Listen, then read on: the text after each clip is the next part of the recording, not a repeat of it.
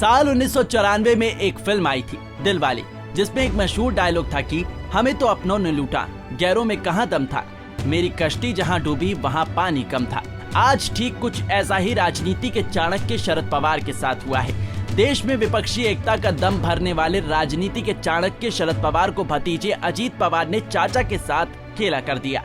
खेला ऐसा किया कि पार्टी पर भी दावा ठोक दिया। दरअसल महाराष्ट्र की सियासत में रविवार को उस वक्त बड़ा भूचाल सा आ गया जब एनसीपी नेता अजीत पवार अचानक राज्य भवन पहुंच गए। थोड़ी ही देर के बाद सीएम एकनाथ शिंदे और डिप्टी सीएम देवेंद्र फडणवीस भी राजभवन पहुंच गए। फिर क्या था, महाराष्ट्र में राजनीतिक उथल पुथल ने संडे को सुपर संडे में परिवर्तित कर दिया। थोड़ी देर बाद खबर आई कि अजीत पवार डिप्टी सीएम पद की शपथ लेंगे। ये खबर चल ही रही थी कि राज्यपाल राजभवन पहुंचे और शपथ समारोह का कार्यक्रम शुरू हो गया। किसी को यकीन नहीं हो रहा था कि महाराष्ट्र में ये क्या चल रहा है। अजीत पवार के साथ ही उनके 9 विधायक भी शिंदे सरकार में शामिल हो गए हैं। उनके साथ पार्टी के 18 विधायक हैं। भाजपा शिवसेना गठबंधन को समर्थन देने और सरकार में शामिल होने का अजीत पवार का फैसला 2024 से पहले विपक्षी एकता के लिए एक बड़ा झटका है। तो वहीं अब पार्टी पर आधिपत्य को लेकर चाचा भतीजे में सियासी तकरार शुरू हो गई है। एनसीपी ने अजीत पवार और बाकी के 9 विधायकों के खिलाफ विधानसभा अध्यक्ष को पास अयोग्यता याचिका दायर कर दी है।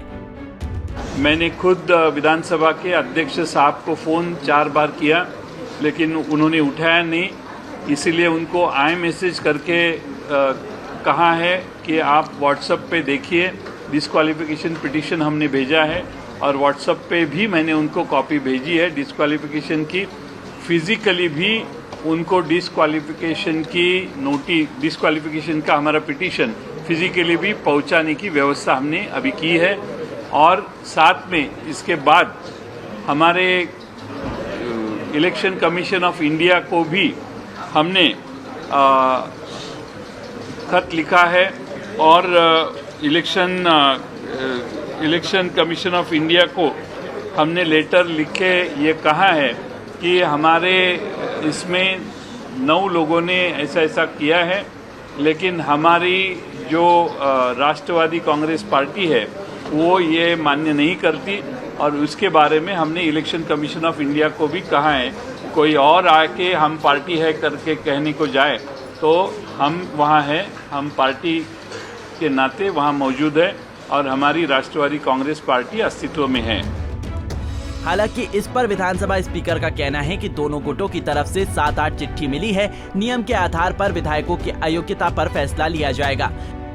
सभागृह में विरोधी पक्ष नेता का चयन को रिकॉग्निशन सम्मान्य विधानसभा अध्यक्ष देते हैं। ये अधिकार सम्मान्य विधानसभा अध्यक्ष का होता है और इस अधिकार का वापर करते समय विधानसभा अध्यक्ष को जो विधानसभा के नियम है उसके साथ ही जो संवैधानिक प्रावधान है उन सब का विचार करके उचित निर्णय लेना अपेक्षित है।